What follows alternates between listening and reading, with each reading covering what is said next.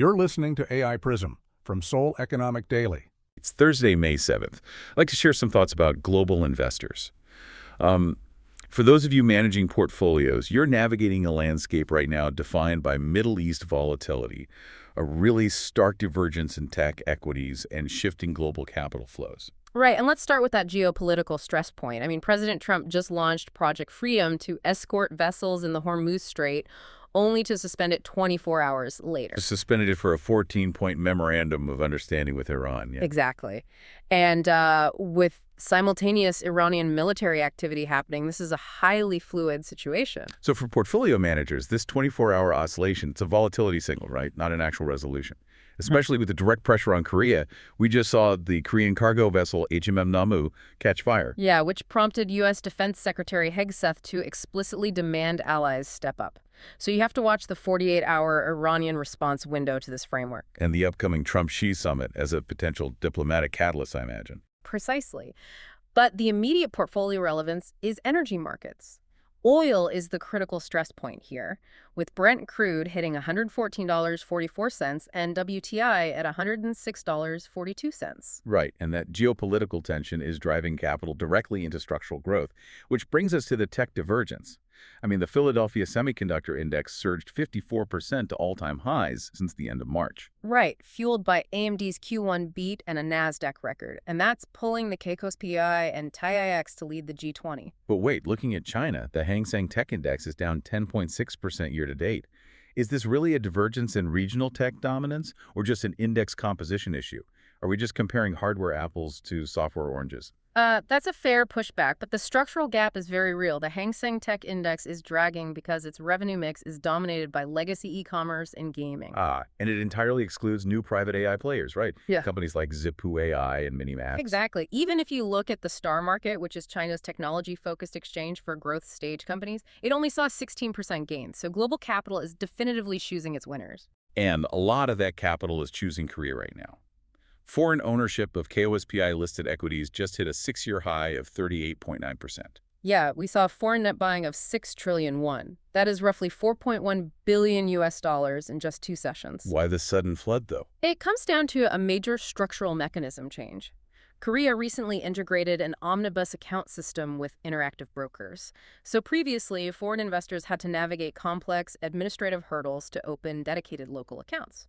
I see. So now global accounts have direct, frictionless access without opening those local accounts. Right, and when that foreign capital flows in, it hits a 453 trillion won, or $309 billion domestic ETF market. Which acts as a massive liquidity flywheel, absorbing and amplifying those inflows. Exactly. This structural setup is exactly what's supporting the KOSPI 8,000 target call we are seeing from some analysts. Okay, so how are mega allocators viewing this mix of geopolitical risk and AI growth?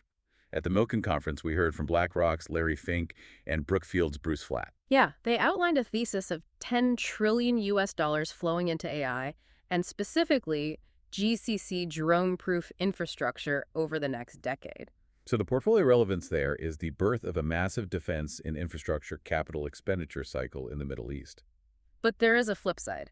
Citadel's Ken Griffin warned that if we see a 6 to 12-month stalemate in the region, the resulting energy shock risks severe emerging market GDP contagion. And funding that $10 trillion capex cycle brings us right to the cost of capital.